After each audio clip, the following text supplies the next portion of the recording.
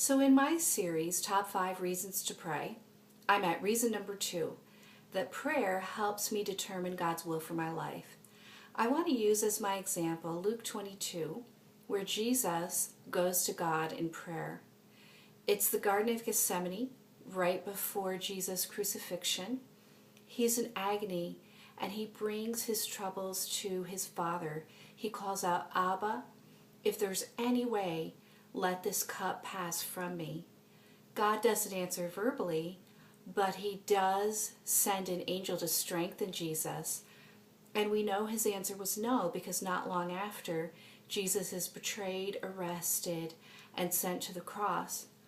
This no to Jesus is important to me for several reasons. First of all, in this section, Jesus calls out Abba, which means daddy. And in my first reason to pray, I compared God to a loving Heavenly Father. This reminds me when I hear Jesus, an adult man, calling God daddy, that we can trust him with all things. And when we are in agony, when we are in doubt, when we're on the brink of something scary, we need to come to him. Second, this no to Jesus reminds me that when God says no to me, it's not just because I'm asking selfishly or I've displeased him, which I often assume. God said no to Jesus because he had a greater part for him to play. And he had to send him to the cross and separate from him there and let him experience that agony because of us. This no to Jesus reminds me that because God said no to Jesus in the Garden of Gethsemane, he can say yes to me.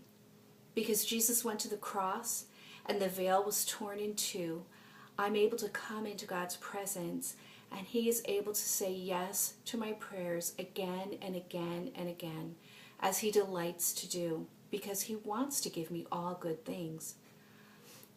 When I pray and ask God to direct my heart, I need to trust him that when he says no, he's helping me watch the right things and head in the right direction. Many times there are people in the Bible who ignored God's no's.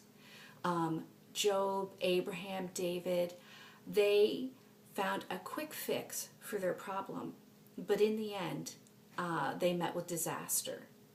So I'm reminded that when God says no to me, it's because, as Ephesians promises, he has something exceedingly abundantly beyond what I can ever think to ask in mind, something better.